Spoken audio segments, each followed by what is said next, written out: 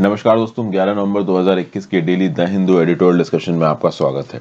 देखते हैं कौन कौन से इंपॉर्टेंट आर्टिकल्स हैं। वैसे मैं आपके साथ 4 आर्टिकल्स डिस्कस करने वाला हूँ। पहला article, the case for demonetisation India. Kaushik Jairam साहब ने आर्टिकल को लिखा है, बैंकर हैं। इनका ये बोलना है कि भाई देखिए, कुछ ऐसे पॉलिसी पर्सपेक्टिव्स होते हैं जो फ्लॉड होते हैं, फर्जी होते हैं, वो बिल्कुल भी सही नहीं होते हैं। और यहाँ पे मैं आपको बता दूं, इन्होंने डीमोनेटाइजेशन को टारगेट किया। 2016 में जो हमारे मोदी जी ने डीमोनेटाइजेशन लिया, इसमें 2 चीजों पर बहुत स्पेसिफिकली ध्यान दिया गया। पहला तो ये कि पुराने नोट हटा के जितने भी ब्लैक मनी है उसको हम सिस्टम से हटा देंगे। पहला तो लॉजिक ये था सरकार का। दूसरा लॉजिक ये था कि डिजिटल पेमेंट को बढ़ाएंगे। यहाँ पे कौशिक जयराम साहब यही बता रहे हैं कि ये दोनों लॉजिक एकदम फर्जी थे। पूरा का पूरा डीमोनेटाइजेशन का जो एक्सरसाइज थी ये फेल्योर थी। इसके चलते सिस्टम को कितना नुकसान हुआ इसका हमको अब तक आइडिया नहीं है। और इसके बेसिस पे कौशिक जयराम साहब बोल रहे हैं कि प्रॉपर पॉलिसी मेकिंग इकोनॉमिक्स में उतनी नहीं चलती है जितने पॉपुलर नैरेटिव चलते हैं। और पॉपुलर नैरेटिव वाइडर एथोस में एम्बेडेड होते हैं। समझ गए? तो पॉपुलर नैरेटिव के बेसिस पे जब इकोनॉमिक पॉलिसी बनाई जाती है तो वो फेल होती है। लोगों को लगता है कि सही हो रहा है, बट एक्चुअली में सही नहीं हो रहा होता। तो क्या व्यू पॉइंट है, इस व्यू पॉइंट को देख लेंगे। नेक्स्ट है the red truth of China's common prosperity discourse. यहाँ पे जी जिनपिंग की जो पॉलिसी है उसके बारे में बातचीत की गई है। चाइना के अंदर ये जो कॉमन प्रॉस्पेरिटी डिस्कोर्स चलाया जा रहा है, जिस प्रकार से चाइना की central committee for financial and economic affairs decision ले रही है, क्या इस समय पे जी जिनपिंग का थॉट प्रोसेस है, इसको हम यहाँ पे समझेंगे। और उसके बेसिस पे फाइनली समीशन ये है ऑथर का कि चाइना डेफिनेटली यहाँ पे कॉमन प्रॉस्पेरिटी की बात कर रहा हो, बट वो एक्चुअली वहां के लोगों के राइट्स को वायलेट ही कर रहा है। ऐसा होता है कि चाइना के अंदर ना आज भी लोग फ्री नहीं है, वो गुलाम है कम्युनिस्ट पार्टी ऑफ चाइना के। और कम्युनिस्ट पार्टी ऑफ चाइना इन्हीं गुलामों के एक्सप्लॉयटेशन पे इतनी फल फूल रही है पूरी दुनिया में। तो कल की डेट में जब ये गुलाम ज्यादा परेशान हो जाएंगे एक्सप्लॉयटेशन के चलते, तो वो किसी ना किसी चीज को लेके रेजिस्टेंस का बैनर उठाएंगे। जब वो रेजिस्टेंस का बैनर उठाया जाएगा तो कम्युनिस्ट पार्टी ऑफ चाइना थोड़ा बहुत, आप कह सकते हो कि एक टुकड़ा फेंक देगी इनकी तरफ कि जाओ तुम्हें इतनी छूट दे दी। तो थोड़ी छूट दे दे के चाइना की कम्युनिस्ट पार्टी अपने देश के लोगों को एक्सप्लॉइट करती रहती है। लेकिन एक आइडियोलॉजिकल ट्रांसफॉर्मेशन यहाँ पे चाइनीज कम्युनिस्ट पार्टी करना चाहती है ताकि आगे आने वाले समय में सीपीसी के ऑटोक्रेटिक रूल को कोई चैलेंज ना करे। क्या व्यू पॉइंट है, इसको देखेंगे। रफाले फाइटर जेट्स को लेके क्या घपले हो रहे हैं, मतलब घपलों के आसार हैं। सुषेन गुप्ता नाम का एक मिडिलमैन है जिसको बोला जा रहा है कि 2012 में भी जब ये रफाल डील के नेगोशिएशंस हुए थे तब कुछ ना कुछ करप्शन हुआ था। 2016 की डील में भी हो सकता है कि सुषेन गुप्ता का कोई रोल रहा हो। तो क्या पूरा का पूरा ये व्यू पॉइंट है, इस व्यू पॉइंट को समझेंगे। अगला है भाई, जो हॉस्पिटल फायर्स के चलते लगातार डेथ्स होती रहती हैं, लोग मरते रहते हैं, इसको यहाँ पे रोकना बहुत ज्यादा जरूरी है। कुछ इंस्टेंसेस बताए गए हैं और एक्चुअली में हुआ क्या कि ये हॉस्पिटल फायर्स की वजह से इतनी डेथ होती नहीं, कोविड-19 के बढ़ते केसेस के साथ इसका क्या कनेक्शन है, इसके बारे में एक व्यू पॉइंट है। इस आर्टिकल को देखेंगे। एक और आर्टिकल है जो कि मैं आपके साथ डिस्कस करना चाहूंगा आपके सोशल कॉन्शियसनेस के लिए। जय भीम, ये जो मूवी बनी है, एक्चुअली में इस मूवी में क्या दिखाया गया है। जय भीम मूवी को लेके अलग अलग लोगों का अलग अलग परसेप्शन है। जो परसेप्शन यहाँ पे ऑथर दे रहा है, और मेरे हिसाब से ऑथर का परसेप्शन बहुत अच्छा है, मैं इसको आपके साथ डिस्कस करूंगा most probably in a different video. तो बिना समय बर्बाद किए हुए अपने इस पर्टिकुलर आर्टिकल को शुरू कर देते हैं। वीडियो पे लाइक और शेयर का बटन दोस्तों, अगर अब तक आपने इस चैनल को शेयर और सब्सक्राइब नहीं किया है कर दीजिए। इंस्टाग्राम पे फॉलो कर लीजिए, टेलीग्राम ग्रुप ज्वाइन कर लीजिए, लिंक आपको नीचे डिस्क्रिप्शन बॉक्स में दे रखा है। तो ये जो रेड ट्रूथ है चाइना की कॉमन प्रॉस्पेरिटी डिस्कोर्स का, यहाँ पे कुछ स्पेसिफिक बेसिक पॉइंट्स बता रहा हूँ आपको। बहुत डिटेल में तो आपको जानने की यहाँ पे जरूरत नहीं है क्योंकि बहुत बेकार की चीजें भी लिख रखी हैं, उतना इंपॉर्टेंट है नहीं। चाइना के अंदर एक रेगुलेटरी क्लैम डाउन हो रहा है टेक यूनिकॉर्न्स पे, प्राइवेट ट्यूटरिंग के ऊपर ये क्लैम डाउन हो रहा है। रिच को बोला जा रहा है कि वेल्थ को रिडिस्ट्रीब्यूट करो, और फिनटेक कंपनीज को यूनियन बनाने की परमिशन दी जा रही है। अब समझिए, देखिए टेक यूनिकॉर्न्स, मैं आपको बता दूं, ये जो अलीबाबा का ये जो पेमेंट कंपनी थी, हुआ ये है कि जो टेक्नोलॉजी यूनिकॉर्न्स होते हैं ना, एक लिमिट से ज्यादा अगर ये ताकतवर हो जाएंगे तो टेक्नोलॉजी में तो इंफॉर्मेशन डिसेमिनेशन है, और अगर चाइना के लोगों के पास इंफॉर्मेशन डिसेमिनेशन प्रॉपर तरीके से पहुंचने लगा तो कम्युनिस्ट पार्टी ऑफ चाइना का राज कैसे रहेगा। इसलिए टेक यूनिफॉर्म्स की जो ऑटोनॉमी है उसको रोकना, प्राइवेट ट्यूटरिंग को रोकना, ताकि चाइनीज कम्युनिस्ट पार्टी द्वारा डिसेमिनेटेड आइडियाज ही बच्चों तक पहुंचे, लोगों तक पहुंचे, प्लस रिच को की वेल्थ को रिडिस्ट्रीब्यूट करना। आप समझिए, जैक मा का नाम आपने सुना होगा। जैक मा एक बड़े एंटरप्रेन्योर है चाइना के अंदर। अक्सर कर जब भी ये कोई पब्लिक स्पीच देते थे तो ये कम्युनिस्ट पार्टी ऑफ चाइना की पॉलिसीज को क्रिटिसाइज करते थे। होता यह है कि एक आदमी जब जरूरत से ज्यादा ताकतवर और अमीर बन जाता है तो उसके अंदर बहुत कॉन्फिडेंस आ जाता है और वो आसपास की सोसाइटी में चीजों को सुधारने वाले सजेशंस देने लगता है। जब ऐसे सजेशंस जैक मा ने दिए तो वो जी जिनपिंग और कम्युनिस्ट पार्टी ऑफ चाइना में जो जी जिनपिंग के चेले हैं उनको पसंद नहीं आए, तो जी जिनपिंग ने पकड़ के जैक मा को औकात में ले आए। तो अब यहाँ पे जी जिनपिंग को लग रहा है कि जितने भी अमीर लोग हैं, अगर ये एक लिमिट से ज्यादा अमीर होते हैं तो एक चाइनीज कम्युनिस्ट पार्टी की अथॉरिटी को चैलेंज कर सकते हैं। तो इस चैलेंज को रोकने के लिए किसी को जरूरत से ज्यादा अमीर मत होने दो। प्लस चाइना में एक तरफ बहुत ज्यादा गरीबी भी है। अब ये गरीब लोग चाइनीज कम्युनिस्ट पार्टी को क्रिटिसाइज करेंगे कि तुम हमारे लिए कुछ कर नहीं कर रहे हो, तो अमीरों से थोड़ी बहुत दौलत लेके गरीबों को दे दो। ये भी यहाँ पे टारगेट निकल के आ रहा है चाइनीज कम्युनिस्ट पार्टी का। तो ये सब चीजें हैं, कॉमन प्रॉस्पेरिटी के एक्शंस को चाइनीज कम्युनिस्ट पार्टी लाने की कोशिश कर रही है। ऑब्जेक्टिव क्या है? एक ऑब्जेक्टिव है और वो है चाइनीज कम्युनिस्ट पार्टी के ऑटोक्रेटिक रूल को कंटिन्यू रखना। और इसी के लिए पूरा का पूरा कॉमन प्रॉस्पेरिटी नाम का टर्म लाया गया। हालांकि ये नया टर्म नहीं है, इससे पहले भी टर्म आ चुका है। पहले जो कम्युनिस्ट पार्टी ऑफ चाइना की जो कांग्रेसेस हुई हैं उनकी पॉलिटिकल रिपोर्ट्स में, जैसे 1992 में जो कांग्रेस हुई है उसमें भी कॉमन प्रॉस्पेरिटी की बात की गई है। लेकिन कॉमन प्रॉस्पेरिटी को एक मोमेंटम के साथ इंप्लीमेंट किया है चाइनीज प्रेसिडेंट जी जिनपिंग ने। अभी रिसेंटली अगस्त में 2021 में चाइना की जो central committee for financial and economic affairs है ना, इसके प्लान को अनवेल किया गया और वहां पे जी जिनपिंग ने अपनी स्पीच दी और इस स्पीच में कॉमन प्रॉस्पेरिटी के सिद्धांत पे बहुत ज्यादा फोकस दिया। फिर जो कम्युनिस्ट पार्टी ऑफ चाइना का थ्योरेटिकल जर्नल छपता है क्यूशू, इसमें भी भाई आप कह लो कि ये कॉमन प्रॉस्पेरिटी के सिद्धांत को बहुत ज्यादा इंपॉर्टेंस दी गई। तो कुल मिला के ये जो कॉमन प्रॉस्पेरिटी है ये एक नॉर्म बन चुका है इस समय की चाइनीज कम्युनिस्ट पार्टी का। इसको किसी भी हाल में चाइनीज कम्युनिस्ट पार्टी इंप्लीमेंट करना चाहती है। अच्छा, ऐसा बताया जा रहा है कि इस पॉलिटिकल कंसेप्ट के लिए, जिसको आप न्यू डील भी बोलते हो, रिस्पॉन्सिबल है एक मेंबर पॉलिट ब्यूरो के वांग हुइंग। और वांग हुइंग ऑब्वियस सी बात है चाइनीज जिनपिंग के फेवरेट होंगे, तभी इनके इस मॉडल को इतना इंप्लीमेंट किया जा रहा है। ठीक है, तो कुल मिला के कॉमन प्रॉस्पेरिटी को लीडर्स के द्वारा नीचे की तरफ इंप्लीमेंट किया जा रहा है। इसका ऑब्जेक्टिव क्या बताया जा रहा है? ऑब्जेक्टिव बताया जा रहा है achieving prosperity for all people. लोगों के पास मटेरियल प्रॉस्पेरिटी भी है, स्पिरिचुअल भी है। मतलब लोग मटेरियली पैसों के टर्म्स में भी ताकतवर हो, अमीर हो, और स्पिरिचुअल भी ताकतवर हो। मतलब उनका मॉरल रिफॉर्मेशन भी हो। अब मॉरल रिफॉर्मेशन की डेफिनेशन सबके लिए अलग अलग हो सकती है। ठीक है, इंडिया के अंदर तो सबसे बड़ा मॉरल रिफॉर्मेशन ये है कि तुम खुद फ्री हो कि नहीं हो। हम तो डेमोक्रेसी हैं, हम अपनी सरकार खुद चुनते हैं, तो हमारी बात ही अलग है। लेकिन चाइना के अंदर तो लोग गुलाम है, तो उनका तो सबसे पहला मॉरल रिफॉर्मेशन ये होना चाहिए कि तुम पहले अपनी सरकारें चुन लो। ठीक है, लेकिन सरकार चुनने की परमिशन नहीं देनी है, तभी तो यहाँ पे जी जिनपिंग अलग अलग तरीके से लोगों को उल्लू बना रहे हैं।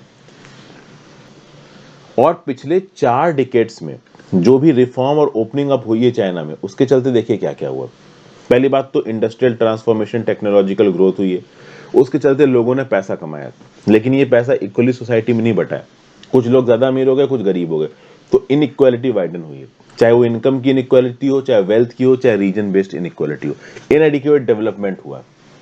और इसके चलते जो चाइना में गिनी कॉफिशिएंट है ना, वो 0.46 से लेके 0.49 है पिछले 20 सालों में। मतलब इनइक्वालिटी चाइना में सुधर नहीं रही है। अभी भी अमीर अमीर होते जा रहे हैं और गरीब गरीब ही हैं, जिसके चलते सोशल डिसइंटीग्रेशन हो रहा है, पॉलिटिकल पोलराइजेशन हो रहा है, और इस प्रकार की एक्टिविटी चाइनीज कम्युनिस्ट पार्टी के ऑटोक्रेटिक राज के लिए अच्छी नहीं है। इसलिए चाइनीज कम्युनिस्ट पार्टी और जी जिनपिंग यहाँ पे कॉमन प्रॉस्पेरिटी के सिद्धांत को लेके चल रहे हैं ताकि वो अपनी बादशाहत को इंप्लीमेंट कर पाए। और कॉमन प्रॉस्पेरिटी इतना आसान नहीं है, लंबे समय से कोशिश कर रहे हैं। जी जिनपिंग की एक पॉलिटिकल रिपोर्ट आई थी 19वीं कांग्रेस के दौरान, सीपीसी की 2017 में, जहां पर उन्होंने ये बोला कि भाई चाइनीज सोसाइटी के अर्लियर ईयर्स में जो कॉन्ट्रडिक्शंस रहे, मतलब एक तरफ अनबैलेंस्ड और इनएडिक्वेट डेवलपमेंट, दूसरी तरफ लोगों की जरूरत एक बेटर लाइफ की, जिनकी जरूरत पूरी नहीं हुई वो गरीबी की तरफ बढ़ते चले गए। उनकी गरीबी को ही यहाँ पे रोकने की जरूरत है। तो उसके लिए इन्होंने क्या किया जी जिनपिंग ने, तो भैया रियल एस्टेट सेक्टर में प्रॉपर्टी टैक्स लगा दिया। और अभी एक प्रकार की ड्राइव चल रही चाइना के अंदर। देखिए, इस कॉमन प्रॉस्पेरिटी के सिद्धांत को ग्राउंड लेवल पे प्रॉपर तरीके से इंप्लीमेंट करने के लिए सीधे इंप्लीमेंटेशन खतरनाक हो सकता है। तो पहले एक पायलट ड्राइव के बेसिस पे अलग अलग फिनोमेना को टेस्ट किया जा रहा है और फाइनली उसका इंप्लीमेंटेशन होगा। फिर आप देखोगे कि क्या बोला जा रहा है, parsing through the speech it is notable that the commitment to state led capitalism is intact and pursuit of larger economic goals also remain set fast.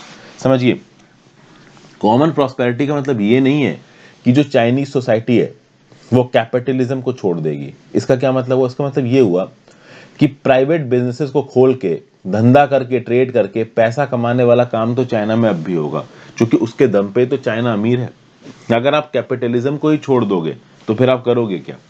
यहाँ पे बेसिकली कैपिटलिज्म होगा, पैसा कमाया जाएगा चाइनीज के द्वारा, लेकिन इस पैसे का डिस्ट्रीब्यूशन इक्वल तरीके से होगा। ये यहाँ पे कहने की कोशिश कर रही है शी जिनपिंग और कम्युनिस्ट पार्टी ऑफ चाइना। तो किस प्रकार से लोग अमीर होंगे, कितना पैसा वो मैक्सिमम अपने पास रख सकते हैं, किसी धंधे को चलाते वक्त कितनी सब्सिडी मैक्सिमम चाइनीज सरकार की तरफ से मिलेगी, ओवरऑल लोगों के ऊपर ये जो वर्क प्रेशर डाला जाता है उसको कितना रिलैक्स किया जाएगा, कितना नहीं रिलैक्स किया जाएगा, इन सब चीजों को बदलने की कोशिश कर रहे हैं शी जिनपिंग। अब इसमें कुछ बड़े फ्लॉज भी हैं। देखिए, एक्सेसिव वेलफेयरिज्म को अभी भी अवॉइड करने की कोशिश कर रहे हैं शी जिनपिंग।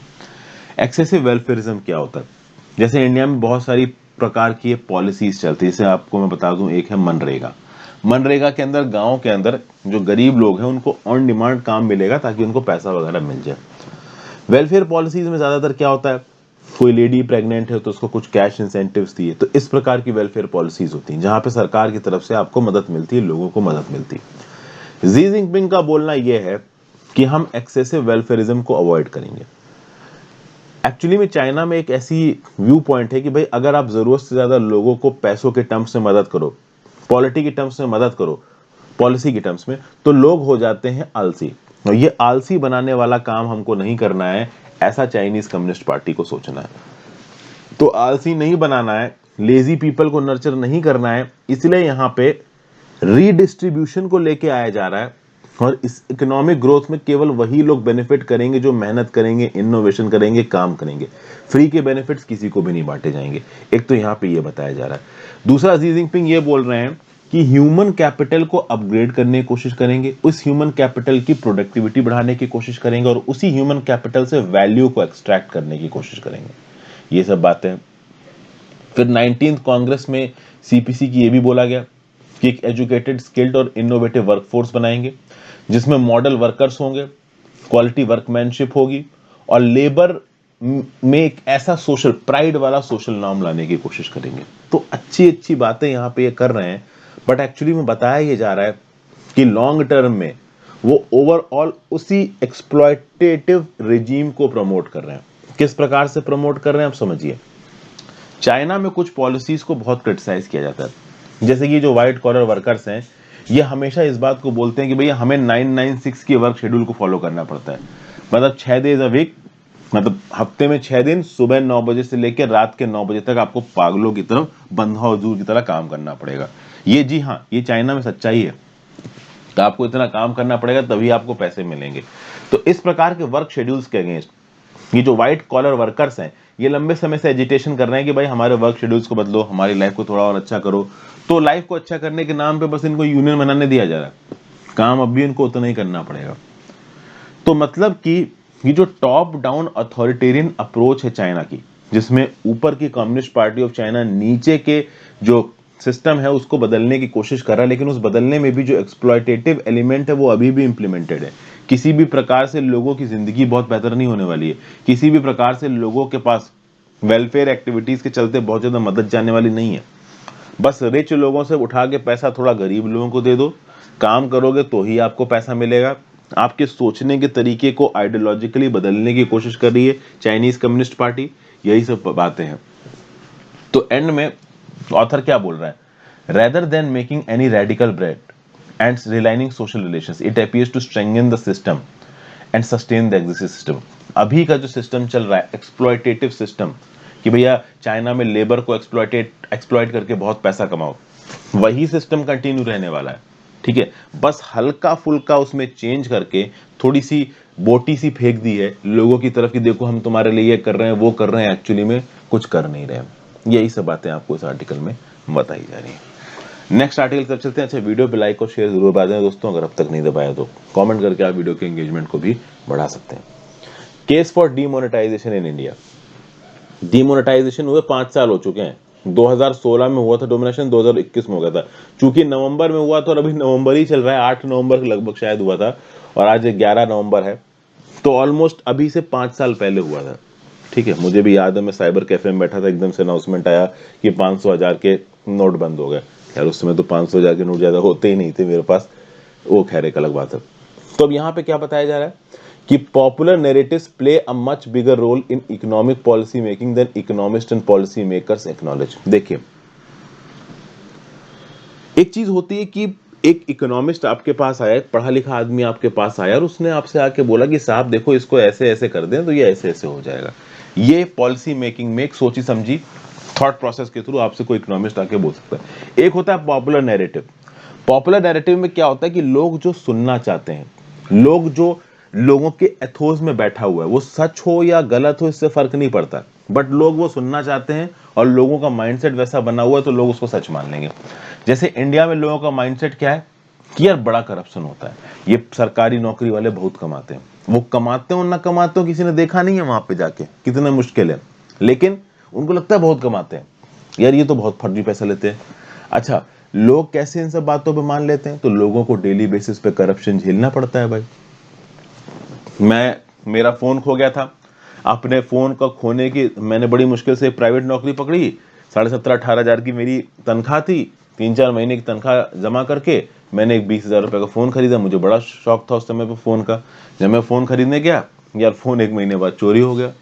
अब मैं ऑलरेडी बड़े दुख में, उस फोन की चोरी होने की जब मैं एफआईआर लिखाने गया नोएडा में एक थाने में, तो सिर्फ एफआईआर लिखवाने के 100 रुपए ले लिए मेरे से।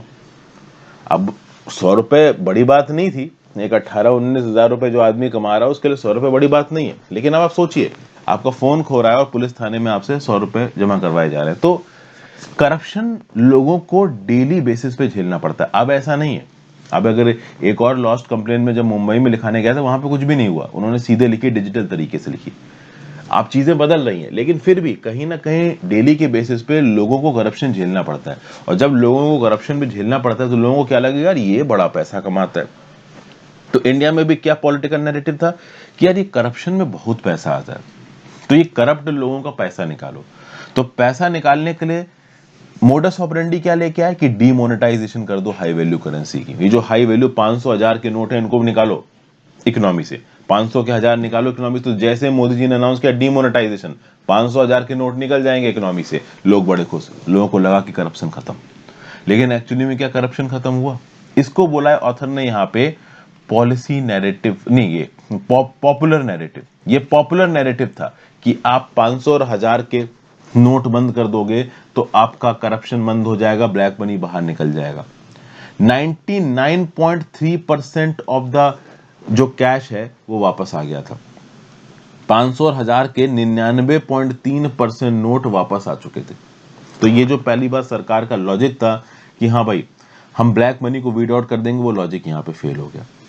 कुल मिला के अगर यहाँ पे कुछ और एग्जांपल्स दिए गए, देखिए जब ग्रेट डिप्रेशन आया था 1930s का, तो रोरिंग 20s के बाद आया था। मतलब 1920s में यूएस वगैरह की और जर्मनी की, यूरोप की इकोनॉमी बहुत बून हो रही थी। 1914 से लेके 1918 में चला था first world war. First world war के बाद यूरोप अच्छा खासा बर्बाद हो गया था, तो अमेरिका की मदद से यूरोप रिकवर कर रहा था, जर्मनी रिकवर कर रहा था। उसके चलते अमेरिका ने बहुत सारा पैसा इन्वेस्ट किया था। तो 1920s का डिकेड तो अच्छा रहा, लेकिन 1930s में भयंकर डिप्रेशन आया और उसके चलते 1921 से लेकर 1924 में जर्मनी में आया था वीमार हाइपर इन्फ्लेशन। और वीमार हाइपर इन्फ्लेशन इतना खतरनाक था कि अगर आपको एक पीस ब्रेड का लेना है तो आपको ट्रैक्टर भर के पैसा लेके जाना पड़ेगा। जर्मन करेंसी की वैल्यू इतनी नीचे गिर गई थी। इन सब चीजों को देखते आज जर्मन सोसाइटी में 100 सालों के बाद भी फाइनेंशियल स्टेबिलिटी को बहुत माना जाता है और पब्लिक डेब्ट को डिस्ट्रस्ट किया जाता है।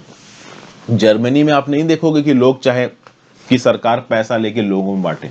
इंडिया में क्या है, अलग अलग पॉलिटिकल पार्टी सरकारों से बोलती है मार्केट से पैसा उठा लो, लोगों के बीच में बांट दो। जर्मनी में ऐसा नहीं, जर्मनी में ऐसा लोग नहीं चलते, क्योंकि जर्मनी को वो समय याद है जब एक लिमिट से पैसा छापने के चलते ओवरऑल बहुत ज्यादा इन्फ्लेशन आ गया था। और 2008 की इकोनॉमिक रिकवरी के बाद यूरोप में ये देखा गया है कि फाइनेंशियल कंजर्वेटिज्म ज्यादा बढ़ गया है। मतलब जो सरकारें हैं वो फिजिकली कंजर्वेटिव हो गई, ज्यादा पैसा खर्च नहीं कर रही हैं। ज्यादा पैसा क्यों नहीं खर्च कर रही हैं? क्योंकि एक लिमिट से ज्यादा पब्लिक डेप्ट हो गया तो पैसे की वैल्यू गिर जाएगी, और ज्यादा पैसा खर्च करने के चलते महंगाई तो बढ़ेगी। तो पैसे की वैल्यू गिरना, उसके साथ महंगाई बढ़ना, भाई लोगों की जिंदगी पे ऐसी मार पड़ेगी कि लोग उभर नहीं पाएंगे। तो ये यूरोप का एग्जाम्पल दिया गया। इंडिया में अब वही स्टोरी शुरू की जा रही है कि पॉपुलर मिथ ब्लैक मनी को लेके इंडिया में प्रॉपर मिथ है। और जब ब्लैक मनी की बात आती है तो ब्लैक मनी को फिजिकल कैश के साथ जोड़ा जाता है। ऑथर बोल रहा है कि इंडिया में जब लोगों को लगता है ना कि भाई इसके पास ब्लैक मनी है, तो बेसिकली ऐसा लगता है कि फिजिकल कैश ही होगा। ऑनलाइन मनी को ब्लैक मनी नहीं समझा जाता, फिजिकल कैश होगा। मतलब इसके पास घर में 20-25 लाख पड़ा होगा, कोई बहुत बड़ा आदमी है तो 25-30 करोड़ रुपए पड़ा होगा। तो इसी फिजिकल कैश को निकलवा दो, इस ब्लैक मनी को निकलवा दो। आम आदमी को तो लगेगा ही नहीं कि यार ये सरकारी नौकर कैसे इतना कमा रहा है। तो वो कमा रहा है नहीं कमा रहा है ये किसी को नहीं पता, बस सबको लगता है कि यार ये तो कमा रहा है। ठीक है, तो इसीलिए यहाँ पे डीमोनेटाइजेशन को लोगों ने सपोर्ट किया। लेकिन 1946 में 1978 में भी डीमोनेटाइजेशन करने की कोशिश की गई थी, वो पूरी तरीके से फेल हो गया था। 2016 में भी डीमोनेटाइजेशन हुआ, ये भी फेल हुआ। लेकिन ऑथर यहाँ पे बोल रहा है कि 2016 के डीमोनेटाइजेशन का बहुत खतरनाक इंपैक्ट पड़ा है हमारी इकोनॉमी के ऊपर। ठीक है ना, अब तक हमारी इकोनॉमी के ऊपर कितना इंपैक्ट पड़ा है इसको हम ठीक तरीके से पता भी नहीं कर पाए। सरकार का तो ये दावा है कि भाई 2 से 3 ट्रिलियन रुपीस का फायदा हुआ इंडियन इकोनॉमी को, लेकिन एक्चुअली में जितने भी कैंसल नोट थे उसके 99.3% कैंसल नोट वापस आ गए। तो कैसे फायदा हुआ इकोनॉमी का, ये सरकार नहीं समझा पाई है। प्लस ब्लैक मनी को ये जो समझा जाता है ना कि black money is always physical money, ऐसा नहीं है। ब्लैक मनी में वो मनी भी आ जाती है जहां पे लोगों ने पैसा ईमानदारी से कमाया है। तो बिजनेसमैन है, धंधा करते हैं, बहुत पैसा कमाते हैं, लेकिन उस पैसे के ऊपर टैक्स नहीं दे रहे हैं। उस पैसे को, उस प्रॉफिट को कम दिखा के अपना टैक्स नहीं देना चाहते हैं, तो इसको भी आप ब्लैक मनी बोलते हो। तो कुल मिला के आप ये सोचो कि आप फिजिकल कैश को हटा के इकोनॉमी से पूरा का पूरा ब्लैक मनी निकाल दोगे, इस प्रकार की आप थॉट प्रोसेस को ये प्रोमोट कर रहे हो, तो वो थॉट प्रोसेस सही नहीं, क्योंकि black money is not only physical cash. तो सबसे खास बात यहां पे क्या था कि सरकार इस बात में फेल हो गई कि हाँ भाई उन्होंने सिस्टम से ब्लैक मनी निकाल दिया। तो जब सरकार को लगा कि लोग उनको खींचेंगे, तो सरकार ने क्या किया, सरकार ने ये बोला कि हमने तो ये एक्शन इसलिए भी लिया था क्योंकि हम डिजिटलाइजेशन बढ़ाना चाहते थे। ठीक है, इकोनॉमी में हम ये डिजिटल पेमेंट्स की मेथोडोलॉजी को बढ़ाना चाहते थे, वो भी यहाँ पे फेल हो गया। क्योंकि कुछ दिन पहले ही मैंने न्यूज बना के आपको बताया था कि जितनी करेंसी हमारी इकोनॉमी में सर्कुलेट कर रही थी 8 नवंबर 2016 से पहले, उससे बहुत ज्यादा अब सर्कुलेट कर रही है। तो कुल मिला के ये जो ब्लैक मनी की इमेजरी दिखा के डीमोनेटाइजेशन किया, इससे इकोनॉमी को बहुत नुकसान हुआ। और करप्शन वगैरह खत्म नहीं हुआ, ब्लैक मनी अभी भी खत्म नहीं हुई है। लोगों के द्वारा ब्लैक मनी का इस्तेमाल, और मतलब फिजिकल कैश का इस्तेमाल, टू बी स्पेसिफिक कहना चाहिए, ब्लैक मनी तो कुछ ही रसूखदार लोगों के पास होगी, फिजिकल कैश का इस्तेमाल आज भी लोग कर रहे हैं। डिजिटल पेमेंट्स बढ़ी हैं, लेकिन उसके साथ साथ कैश का इस्तेमाल भी बढ़ा है। ओके, तो ये सब बातें यहाँ पे बोली जा रही हैं। तो कुल मिला के ओवरऑल ये डीमोनेटाइजेशन को पूरी तरीके से एक फेल्योर दिखाने की कोशिश कर रहे हैं कौन, ऑथर। ओके, अगले आर्टिकल की तरफ चलते हैं। Investigate the deal, the role of middle man in both the bid process in the Rafale set agreement must be prove. देखिए 36 रफाल जेट फ्रांस से इंडिया के अंदर आ चुके हैं, लेकिन अभी भी रफाल में ये जो डीलिंग हुई है ना ओवरऑल खरीदने बेचने की, इसके ऊपर अभी भी सवाल उठ रहे हैं। ये डीलिंग के ऊपर सवाल अभी भी खत्म नहीं हुए। ये प्लेन किस क्वालिटी के, किस हद तक इंडियन फोर्स में एम्बेड हो जाएंगे, इसको लेके हम बात नहीं करते हैं। यहाँ पे जरूरत ये है यहाँ पे कि मीडिया पार्ट जो कि फ्रेंच पोर्टल है, इसकी एक रिपोर्ट ने बोला है कि फेक इनवॉइसेस, कुछ ऐसी फेक इनवॉइसेस सामने रखी गई जिसके बेसिस पे ऐसा कहा जा रहा है कि डसाल्ट एविएशन ने एक मिडिलमैन और डिफेंस कॉन्ट्रैक्टर सुशेन गुप्ता को 7 मिलियन यूरो दिए हैं किकबैक्स में। मतलब कि 2007 से लेकर 2012 के बीच में सुशेन गुप्ता के पास डसाल्ट एविएशन की तरफ से 7 मिलियन यूरोज आए हैं, ठीक है ना, 70 लाख यूरो, बहुत बड़ा अमाउंट आता है। और ये तब की बात है जब कांग्रेस सरकार पावर में थी, तो कांग्रेस सरकार के ऊपर करप्शन वगैरह के चार्जेस वगैरह लगाए गए हैं, ठीक है। उसके बाद अगर आप देखो तो 2016 में जब बीजेपी सरकार आ चुकी है, उसके बाद भी एक inter France intergovernmental agreement sign हुआ, और इस एग्रीमेंट के चलते डिफेंस के फील्ड में अगर कोई, आप कह लो इंडिया फ्रांस के बीच में एग्रीमेंट होता है, तो कुछ एंटी करप्शन क्लॉजेस को हटाया गया, बैंक गारंटी की रिक्वायरमेंट को हटाया गया, ओके। ऐसा बोला गया कि जो फाइटर्स हैं बहुत हाई दाम पे खरीदे जा रहे हैं। अब भारत सरकार की तरफ से यहाँ पे ये एक्सप्लेनेशन आया कि हमें कटिंग एज टेक्नोलॉजी की बहुत अर्जेंट बेसिस पर रिक्वायरमेंट है, लेकिन बहुत सारे मिलिट्री एक्सपर्ट्स ने बोला है कि यहाँ पे करप्शन के थ्रू काम हो रहा है, ओवरऑल घूस ली जा रही है। अब देखिए क्या है ना कि इस प्रकार की जो डील्स होती है ना बहुत सेंसिटिव होती हैं, और बाहर से जब इन डील्स को एनालाइज किया जाता है तो बहुत अलग अलग प्रकार के व्यू पॉइंट निकल आते हैं, क्या सही है क्या गलत है ये सब हम नहीं जानते। तो जब कांग्रेस थी तब कांग्रेस के समय पे डील थी कि 126 एयरक्राफ्ट डसाल्ट से खरीदे जाएंगे, ठीक है। अभी तक कितने खरीदे गए हैं? 2016 में कितने की डील हुई? 36 वगैरह की डील हुई, 36 अभी के लिए खरीदे गए हैं। लेकिन ओवरऑल इनको खरीदने में ऐसा बोला जा रहा है, अप्रैल 2021 की रिपोर्ट है मीडिया पार्ट की, कि जो फ्रेंच एंटी करप्शन एजेंसी है ना, पाया गया है कि फ्रेंच एंटी करप्शन एजेंसी ने ये बोला है कि डसाल्ट ने 500,000 यूरोस, मतलब 500,000 यूरोस मिस्टर सुषेन गुप्ता की कंपनी को दिए हैं। किसके लिए? ताकि सुषेन गुप्ता की कंपनी रफाल के 50 मॉडल बना दे। अब सवाल ये उठता है कि सुषेन गुप्ता की कंपनी तो मॉडल बनाती ही नहीं है, स्पेशलाइज नहीं करती, तो फिर ये 500,000 यूरो किस बात के दिए गए, 5 लाख यूरो किस बात के दिए गए? तो यहाँ पे जो डीलिंग हुई है ना डसाल्ट को लेके, इसमें काफी प्रॉब्लम्स हैं, और इसमें काफी आप कह सकते हो एंट्री केसेस हैं। और वो एंट्री केसेस क्यों निकल के आ रही हैं?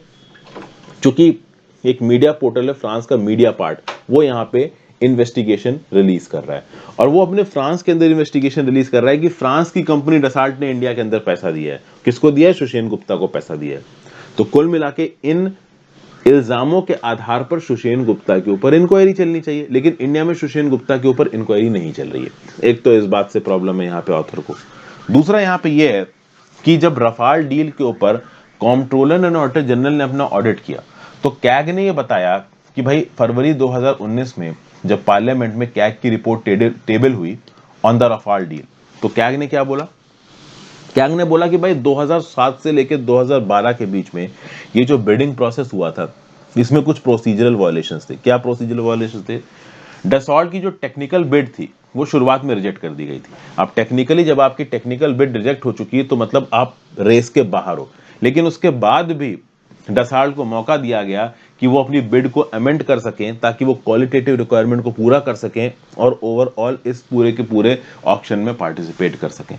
मतलब बैक एंड से यहाँ पे डसॉल्ट को सरकार की तरफ से सपोर्ट मिला है, तब जाके डसॉल्ट यहाँ पे ओवरऑल वेपन्स बेच पाया। तो जरूरी यहाँ पे ये है कि सरकार हमारी सीबीआई और इन्फोर्समेंट डायरेक्टरेट जैसी एजेंसीज को डिप्लॉय करे, और उन एजेंसीज का काम क्या होगा कि वो सुषेन गुप्ता के रोल को प्रोब करें। इंटर गवर्नमेंटल एग्रीमेंट हुआ था ना जो इंडिया फ्रांस का, उसके जो न्यूएंसेस थे ना, पहले ही सुषेन गुप्ता ने लीक कर दिए थे डसाल्ट को, ऐसा यहाँ पे बताया जा रहा है। और उसके चलते हमारे देश के जो डिफेंस के इंपॉर्टेंट पैरामीटर्स थे वो पहले ही फॉरेन प्राइवेट कंपनीज के सामने एक्सपोज हो चुके थे। तो क्या कुछ ऐसा हुआ था? इसकी इंक्वायरी के लिए सीबीआई और ईडी को यहाँ पे डिप्लॉय करना चाहिए, ऐसा ऑथर बोल रहा है। अब जब सीबीआई और ईडी इंक्वायरी करेगा तब पता चलेगा ऐसा हुआ था कि नहीं हुआ था। अभी तो हवा हवा में ही बातें हो रही हैं, हिंदू के एडिटोरियल्स में तो ज्यादा क्या क्या लिख दिया जाता है। Next, death by hospital fire. तो भाई कोविड-19 के समय पे हॉस्पिटल फायर बहुत ज्यादा बढ़ते हैं। इससे ज्यादा बुरी बात क्या हो सकती है कि आपको लग रहा है कि आप अपना इलाज कराने आए हो, एक हॉस्पिटल में बैठे हो और आपको लग रहा है कि आप सेफ हो, और वहीं वहां पे आग लग जाए और वो हॉस्पिटल जो आपकी जान बचा रहा था वही आपकी मौत में कन्वर्ट हो जाए। और ऐसा हुआ है हमारे देश में। हमारे देश में बहुत सारी हॉस्पिटल फायर्स रिपोर्ट की गई हैं लास्ट कपल ऑफ ईयर में, और इन हॉस्पिटल फायर्स के चलते कईयों की जान गई है, which is equivalent to criminal negligence and apathy. अभी मंडे को ही कमला नेहरू चिल्ड्रन हॉस्पिटल भोपाल में 4 इन्फेंट्स की मृत्यु हो गई। नवंबर में 11 पेशेंट्स की मृत्यु हुई है कोविड-19 वार्ड अहमदनगर महाराष्ट्र में। मार्च 2021 में 10 लोगों की मृत्यु हुई थी जब फायर ब्रोकआउट हुई थी सनराइज हॉस्पिटल मुंबई में। 120 मौतें हो चुकी हैं यहाँ पे, और ज्यादातर कोविड पेशेंट्स की हुई हैं। लेटेस्ट सीरीज जो हॉस्पिटल फायर्स हैं, चाहे वो माइनर फायर्स हो चाहे वो मेजर फायर्स हो, वो हॉस्पिटल के अंदर शुरू हुई हैं।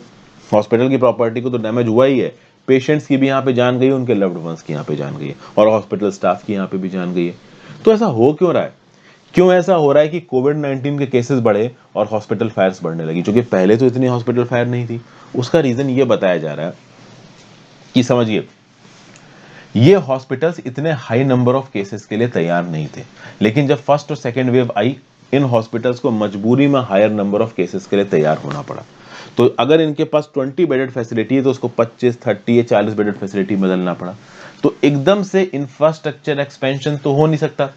चलिए आप बेड गद्दे वगैरह का इंतजाम कर सकते हो, बहुत खींच के आप ऑक्सीजन सिलेंडर्स का इस्तेमाल कर सकते हो, लेकिन आप अपना इंफ्रास्ट्रक्चर नहीं बढ़ा सकते। आप अपने इलेक्ट्रिकल अप्लायंसेस को इतनी तेजी से नहीं बढ़ा सकते, आप अपनी इलेक्ट्रिसिटी के वायरिंग को इतनी तेजी से नहीं बढ़ा सकते। तो पहले क्या था कि जो आपका इलेक्ट्रिसिटी इंफ्रास्ट्रक्चर था हॉस्पिटल के अंदर, वो कम डिमांड के लिए बना था, अब डिमांड ज्यादा थी। तो अब ज्यादा पेशेंट आ गए, उन पेशेंट का 24/7 इलाज चल रहा है। तो क्या हो रहा है कि आपकी पावर यूनिट्स, ट्रांसफार्मर्स और इलेक्ट्रिकल लाइंस के ऊपर प्रेशर आ रहा है।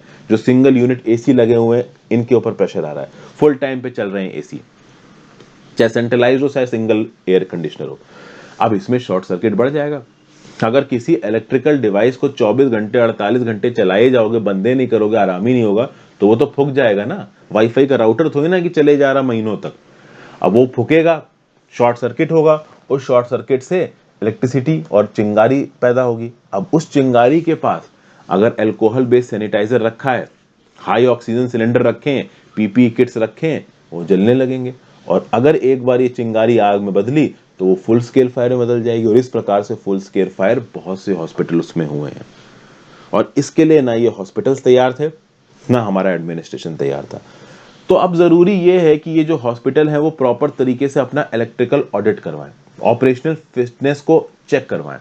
किसी भी हाल में स्मॉलर और मीडियम साइज हॉस्पिटल्स में जो भी ऑपरेशनल प्रिपेयर्डनेस रहती है वो प्रॉपर होनी चाहिए, क्योंकि हॉस्पिटल हीलिंग जोन है। अगर वहां पे इस प्रकार के फायर एक्सीडेंट्स अक्सर होने लगेंगे तो लोग फिर कहां जाएंगे, कहां भागेंगे। बस यही इस आर्टिकल में बताया गया। So thank you for watching friends. I hope आपको काफी कुछ सीखने को मिला होगा। आप अपने व्यू पॉइंट नीचे कमेंट बॉक्स में जरूर दीजिएगा, ज्यादा से ज्यादा लोगों के साथ इस वीडियो को शेयर कीजिएगा। मुझे आशा करता हूं कि आपको चीजें पसंद आ रही हैं। कमेंट बॉक्स में जरूर बताइए कि आप किस प्रकार के अमेंडमेंट्स को या चेंजेस को देखना चाहेंगे इन वीडियोस में। Have a great day, good bye.